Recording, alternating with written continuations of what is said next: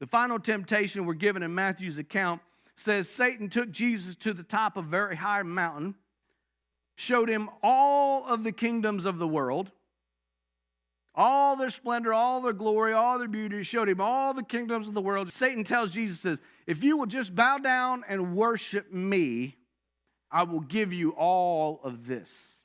All of this, the kingdoms, it'll all be yours. Now, as a young Christian, I didn't understand this text. I didn't understand this verse. I thought, how are you going to give Jesus something that already belongs to Jesus? And then over the years, I come to realize that what Satan was trying to do here was attempting to give Jesus a shortcut to his kingdom. You see, at creation, God gave Adam and Eve, gave man dominion over the earth and over the animals of the earth, and gave man dominion over everything. Mankind had dominion. And as long as man was in the will of God, they would retain that dominion over the world. At the fall, when Adam and Eve sinned against God, when they ate the forbidden fruit, they surrendered their dominion over the earth. They surrendered, and Satan took it. Not only did they lose their perfect life in the garden, not only did they eventually lose their physical life, but they were kicked out of the garden and they lost their power and their control over the world. Satan is now the prince of the air, the ruler of this dark world that we live in. We are living in Satan's world.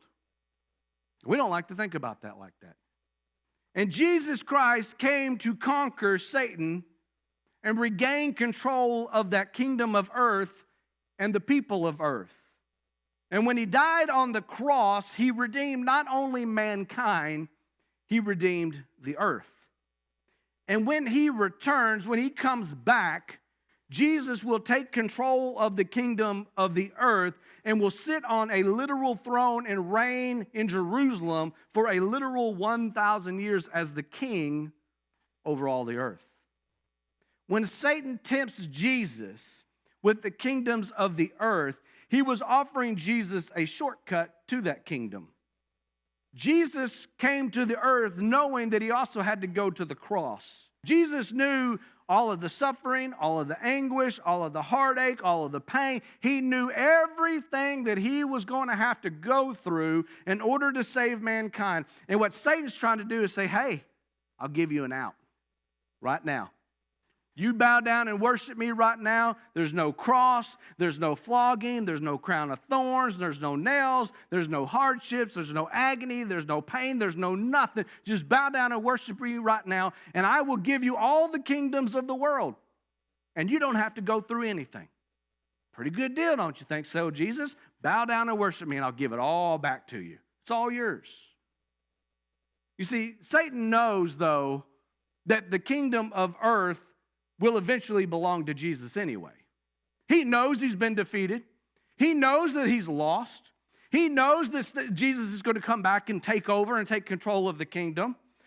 Satan knows Jesus is the Son of God. Satan knows that Jesus is going to reign forever if I can just get him to take the shortcut. But if he gets him to take the shortcut, if he gets him to take the easy way out, Jesus gets the earth, Jesus gets the kingdom, but guess who Jesus doesn't get? Us. He doesn't get us. If Jesus took the easy way out, he would have dominion over the earth, but he wouldn't come to have saved mankind. You and I would still be in the hands of Satan for all of eternity. We'd have been under his control. Jesus would have had the earth, Satan would have had us. What Jesus wanted was to save mankind, not just the earth. Jesus would not allow any power or authority to remove him from the mission of saving you and me. His love for us was too great to trade it for the earth. He was not going to give you up for an earthly crown because he loved you so much. Jesus knew what his purpose was: to save mankind.